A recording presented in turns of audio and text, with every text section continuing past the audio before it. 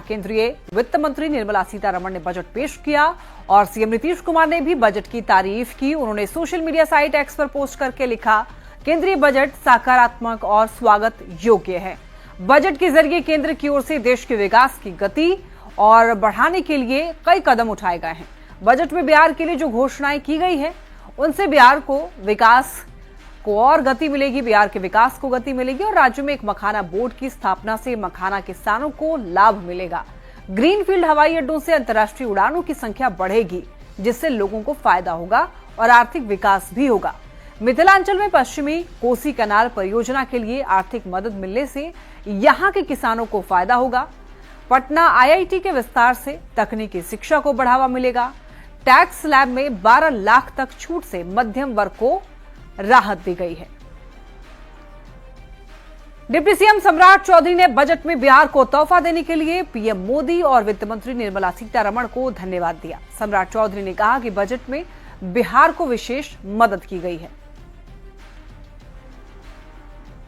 Board का निर्माण करने का निर्णय भारत सरकार ने लिया, इसके लिए क्योंकि इससे तेजी से आधुनिकता के साथ जो किसान इससे जुड़े हुए हैं उनको विकास के लिए ये बोर्ड काम करता रहेगा।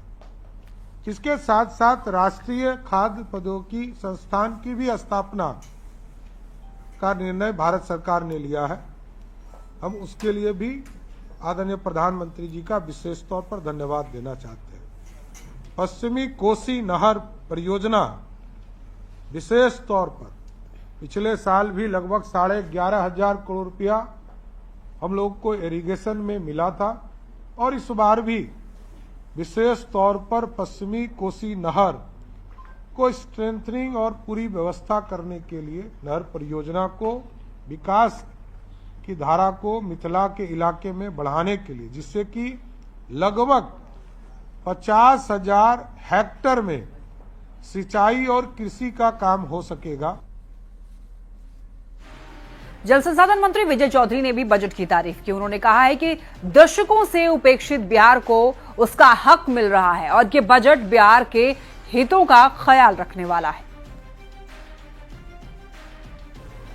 और हम तो धन्यवाद देते हैं प्रधानमंत्री जी को और वित्त मंत्री श्रीमती निर्मला जी को, जिन्होंने पिछले वर्ष से खास तौर से पिछले वर्ष के बजट से खास तौर से उन्होंने बिहार की सुधि ली है और बिहार को विशेष मदद करने की शुरुआत की है। और अगर गहराई से गौर करिए तो बिहार इस मदद का 100% हकदार रहा है और वो इस रूप से कि बिहार के पास सीमित संसाधन है। बिहार इन सब क्षेत्रों में जो तकनीकी रूप से प्रगति होगी उसका केंद्र बनेगा। ये तो बिहार को बहुत बड़ी सौगात है। इसी तरीके से मखाना बोर्ड बनेगा। बजट पर सवाल उठाने पर नेता प्रतिपक्ष तेजस्वी यादव पर केंद्रीय मंत्री ललन सिंह ने निशाना साधा है। ललन सिंह ने कहा है कि उन्हें बजट के बारे में कुछ भी पता नहीं है और वो सिर्फ प्रवचन देते हैं। बिहार के विकास से ना तो उनके माता पिता को मतलब था और ना उनको मतलब है। मखाना बोर्ड का गठन हुआ है।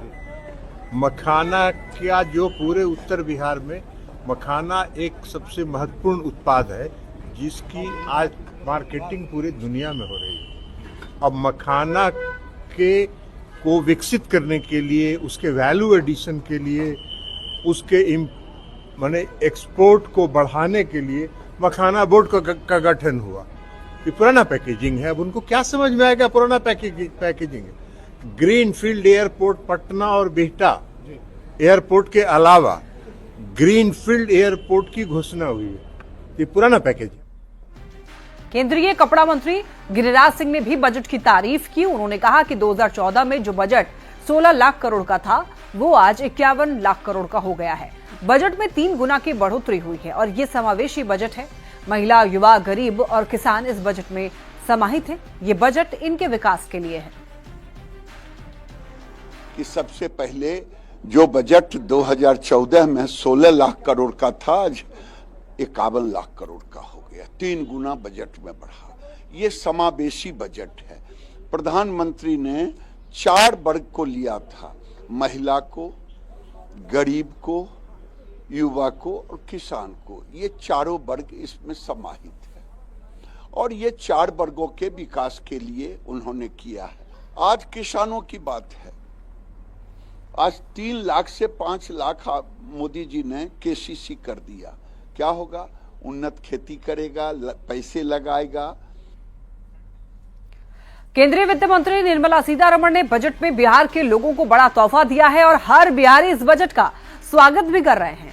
आपको बताते चलें, एलन मिश्रा इंस्टीट्यूट के शिक्षक और छात्रों ने ग्रीनफील्ड हवाई अड्डा बनाने की घोषणा और मखाना बोर्ड का गठन समेत सभी सौगातों को बिहार के लिए बड़ी बात बताया है।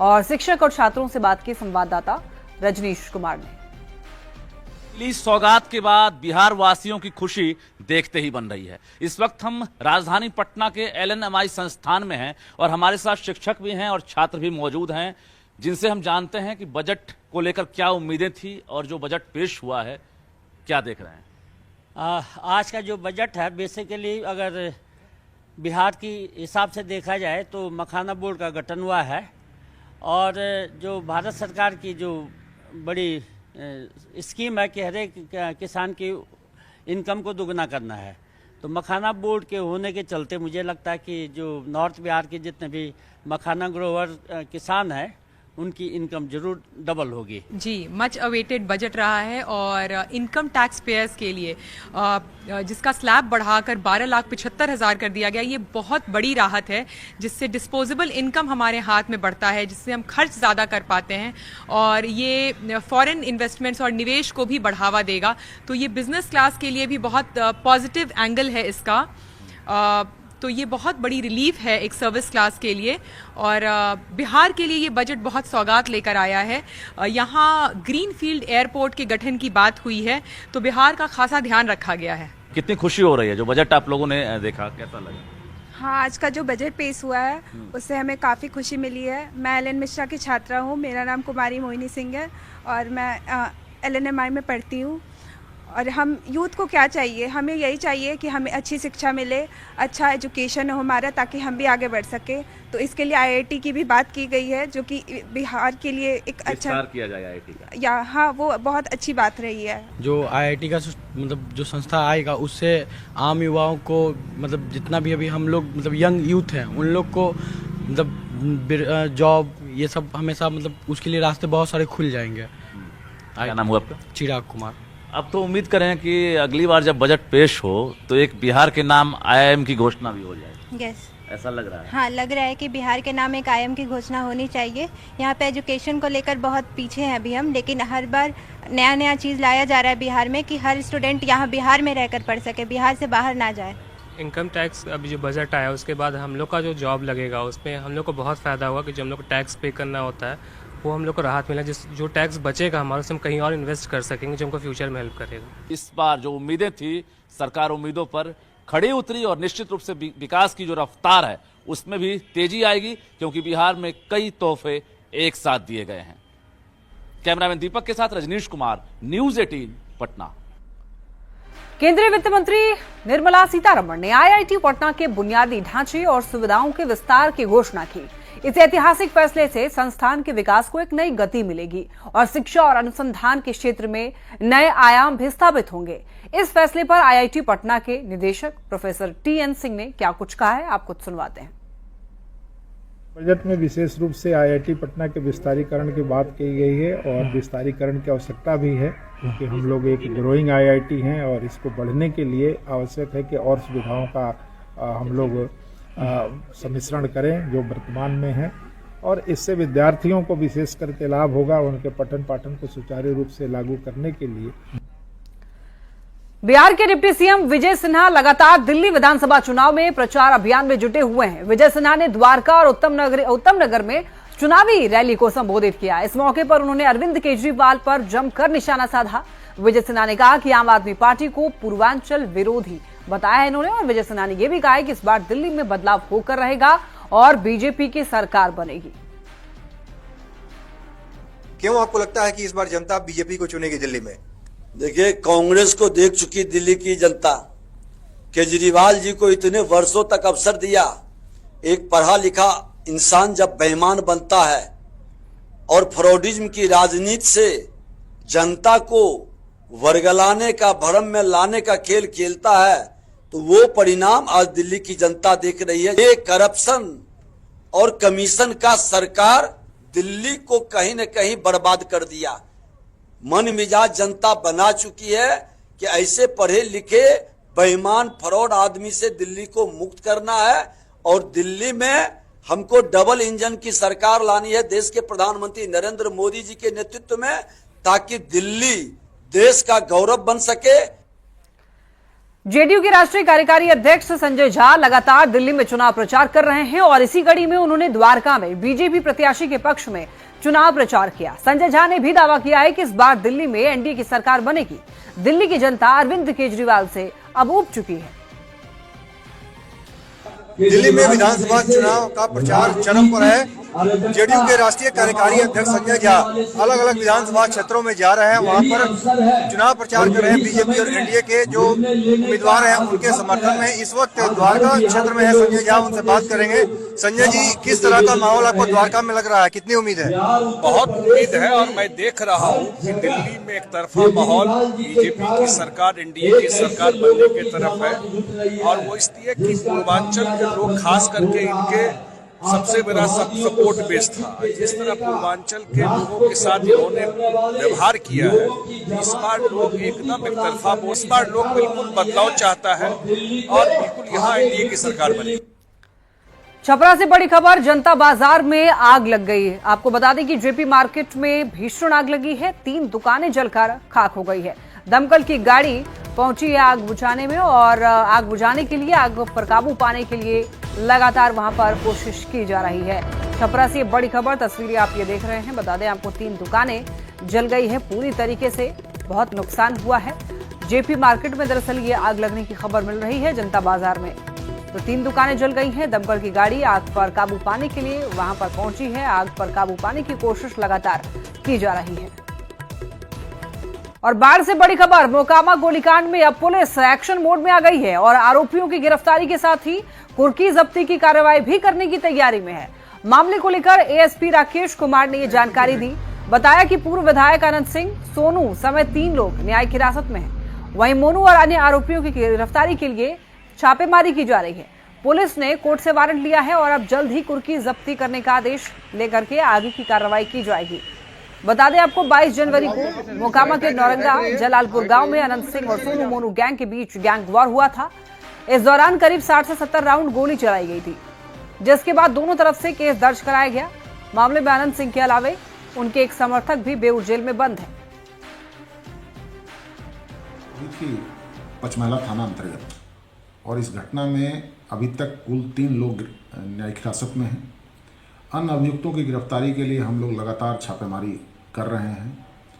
हमने माननीय न्यायालय से अनुरोध किया था कि हमें शीघ्र इन सभी के खिलाफ वारंट और कुर्की दिया जाए। माननीय न्यायालय के द्वारा आज वारंट दिया गया है। हम लोग फिर शीघ्र अनुरोध कर माननीय न्यायालय से कुर्की प्राप्त करेंगे और इन सभी के विरुद्ध कारगर कुर्की जब्ती की जाएगी। साथ ही साथ इनकी गिरफ्तारी का भी प्रयास जारी है और आगे भी जारी रहेगा। समस्तीपुर के विभूतिपुर विधायक अजय कुमार का एक विवादित बयान इन दिनों सोशल मीडिया पर वायरल है। इसमें वो ग्रामीणों से ये कह रहे हैं कि अगर कोई अधिकारी घूस मांगे तो डंडे से उसकी पिटाई करिए। इसी दौरान उनका दिया हुआ ये बयान जमकर वायरल होने लगा। पहले आपको विवादित बयान सुनाते हैं, फिर बयान के बाद विधायक की सफाई भी सुनाएंगे। और अभी आवास वाला लिस्ट बनता है, पैसा मांगने के लिए जाए तो उसको पकड़ करके उसी डंडा से उसका पीठ फाड़ दीजिए, कमर से नीचे मारिएगा। हल्का फल्का केस होगा, बिल हम लोग करा लेंगे और कहेगा तो हमरे नाम कहिएगा, बोले थे भ्रष्टाचार का पैसा मांगने आएगा तो विभूतिपुर वाला एमएलए कहते डंडा से पीटने के लिए इसे पीट दिए, लाठी चार्ज कीजिए। तो गलत इसमें क्या किया? भ्रष्टाचार को रोकने के लिए लाठी चलाना गलत है क्या? ये कोई वायरल एक सेंटेंस को लेकर के पूरी चीजों को ना रख करके कि पदाधिकारी का जो है विधायक जी ने कहा कि पीठ फाड़ दो, लेकिन क्यों कहा किस पूरे सेंटेंस को रखने से तब बातें आती है। दरअसल आजकल जो है यूट्यूबर कुछ जो है ना, वो यूट्यूबर नहीं है, वो ट्रॉलर है। पटना से बड़ी खबर, एएन कॉलेज की छात्रा लापता। 2 दिन से नाबालिग छात्रा लापता बताई जा रही है। 30 जनवरी को परीक्षा देने घर से निकली थी और लौट करके वापस घर नहीं आई। छात्रा का मोबाइल भी बंद आ रहा है। पुलिस पूरे मामले की जांच में जुटी है। एसके पुरी थाना क्षेत्र की यह घटना बताई जा रही है। छात्रा दानापुर की रहने वाली है, जो 30 जनवरी को परीक्षा देने के लिए निकली थी, लेकिन लौटकर वापस घर नहीं आई। और एक खबर मुजफ्फरपुर से, बंद घर से मिली 2100 लीटर शराब। जी हां, लगभग 25 लाख की शराब जब्त की गई है। कार्रवाई के दौरान तस्कर मौके से फरार हो गए हैं। पानापुर ओपी थाना क्षेत्र में पुलिस का एक्शन। मामले की जांच पड़ताल में पुलिस जुटी हुई है। लगभग 25 लाख की शराब जब्त की गई है। एक घर से 2100 लीटर शराब जब्त की गई है। उनके घर पर पिकअप से शराब उतर रहा है। इस गोपनीय सूचना के आधार पर मैंने पानापुर थानाध्यक्ष को इसकी सूचना दी और त्वरित कार्रवाई करवाकर वहां से हम लोगों ने 2100 लीटर देसी शराब हम लोगों ने जब्त किया है। पूर्णिया में एक मकान मालिक का क्रूर चेहरा सामने आया है, जहां पर मकान मालिक ने शिक्षिका को जानवर की तरह घर में ही रस्सी से बांध दिया और उसका सारा सामान घर के बाहर फेंक दिया। शिक्षिका की इतनी गलती थी कि वो समय पर मकान का किराया नहीं दे पाई। ये मामला कस्बा थाना के वार्ड संख्या 14 तिनपनिया की है। मामले की सूचना मिलते ही पुलिस मौके पर पहुंची और शिक्षिका को वहां से मुक्त कराया। पड़ोस के लोगों के मुताबिक मकान मालिक पीड़िता पर मकान खाली कराने का दबाव बना रहा था और खाली न करने पर उसे बांध दिया। पुलिस ने मामले में 5 लोगों के खिलाफ केस दर्ज किया है और जांच पड़ताल की जा रही है।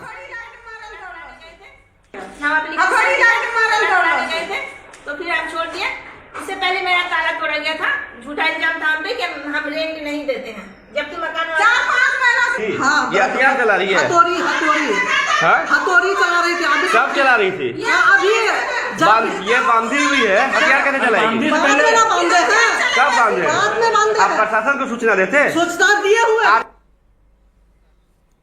खबर पटना से, जहां पर बेऊर थाना इलाके से गायब एक युवक की नौबतपुर में गोली मारकर हत्या कर दी गई। युवक का शव नदी किनारे मिला है। मृतक की पहचान बेऊर थाना क्षेत्र के हरनी चक में रहने वाले विपिन कुमार के रूप में हुई है। मृतक बेऊर इलाके में पढ़ाई का आपको बता दें कि मृतक बेऊर इलाके में बढ़ई का काम करता था। बताया जा रहा है कि 1 साल पहले ही विपिन ने इंटरकास्ट मैरिज की थी और लव मैरिज के 1 साल बाद ही उसकी गोली मारकर हत्या कर दी गई है। प्रेम प्रसंग में हत्या की आशंका जताई जा रही है। मूलतः पिपलावा थाना अंतर्गत गुवाई गांव के रहने वाले थे, जो बेऊर क्षेत्र में हरनी चक में रेंट पर रह रहे थे। इस पर अनुसंधान किया जा रहा था। इसी क्रम में आज 1 फरवरी को दोपहर में पिपलावा थाना क्षेत्र में पुनपुन नदी के किनारे गुवाई गांव से लगभग 2 किलोमीटर दूरी पर एक व्यक्ति के शव मिलने का सूचना प्राप्त हुआ, जिस पर पिपलावा, नौबतपुर और बेऊर थाना की पुलिस उस स्थल पर पहुंची तो पाया गया कि विपिन कुमार का यह शव है और उसको गोली मारा गया है। पटना पुलिस ने नौकरी लगवाने के नाम पर होटल संचालक के सेक्स रैकेट चलाने के धंधे का खुलासा किया है। जक्कनपुर थाना पुलिस ने करबिघिया जंक्शन के पास से 10 से ज्यादा होटल में छापेमारी की। इस दौरान देह व्यापार के धंधे में शामिल युवतियों को पुलिस ने होटल संचालक के चंगुल से मुक्त कराया। युवतियों के मुताबिक होटल संचालक उदय कुमार सिंह ने नौकरी देने का झांसा देकर के सेक्स रैकेट के धंधे में जबरन उतार दिया था। पुलिस ने आरोपी होटल संचालक को गिरफ्तार कर लिया है। उसी क्रम में फिर जानकारी 2 लड़की उसमें से मिली, जिसमें कि 2 लड़की के द्वारा बताया गया कि इनको नौकरी के नाम पर एक होटल मालिक जय दुर्गा के मालिक उदय कुमार सिंह एवं उनके भाई के द्वारा नौकरी का झांसा देकर उनको बुलाया गया था और उसी के नाम पे इसको होटल में रख के देह व्यापार का धंधा करवाया जा रहा था। उनके द्वारा बताए गए बयान के आधार पर उसी में फिर उस पर FIR दर्ज करके उदय कुमार सिंह को गिरफ्तार किया गया है और उसको न्यायिक हिरासत में। तीर्थ नगरी प्रयागराज में गंगा, यमुना और सरस्वती के पवित्र संगम पर लाखों लोग महाकुंभ के लिए आध्यात्मिक यात्रा पर निकलते हैं। आत्मखोज और दिव्य कृपा का ये अनोखा मौका है, लेकिन कई लोगों के लिए ये यात्रा चुनौतीपूर्ण हो सकती है। इसे समझते हुए रिलायंस इंडस्ट्रीज लिमिटेड ने तीर्थ यात्री सेवा नामक एक व्यापक पहल शुरू की है। इसका उद्देश्य तीर्थ यात्रियों की यात्रा को आसान बनाना और उनकी कल्याण सुनिश्चित करने के लिए है। वी केयर दर्शन से प्रेरित होकर के रिलायंस तीर्थ यात्रियों को कई तरह की सेवा प्रदान कर रहा है। पौष्टिक भोजन और आवश्यक स्वास्थ्य देखभाल से लेकर के सुरक्षित परिवहन और निर्बाध कनेक्टिविटी तक रिलायंस लोगों को सेवा उपलब्ध करा रहा है। कंपनी के मुताबिक 8 तरह से तीर्थ यात्रियों की सेवा की जा रही है। इनमें सबसे बड़ा है अन्न सेवा, जिसके तहत हर दिन हजारों यात्रियों को खाना परोसा जा रहा है। रिलायंस के स्वयंसेवक विभिन्न अखाड़ों में मुफ्त भोजन और पानी दे रहे हैं। रिलायंस फाउंडेशन पुरुषों और महिलाओं के लिए वार्ड, ओपीडी और डेंटल सेवा जैसे 24/7 सुविधाएं उपलब्ध करा रहा है। इसके अलावा यात्रा को सुगम और सुरक्षित बनाने के भी कई प्रयास किए जा रहे हैं। रिलायंस जियो भी प्रयागराज में मजबूत कनेक्टिविटी प्रदान कर रहा है। नए 4G और 5G BTS लगाए गए हैं।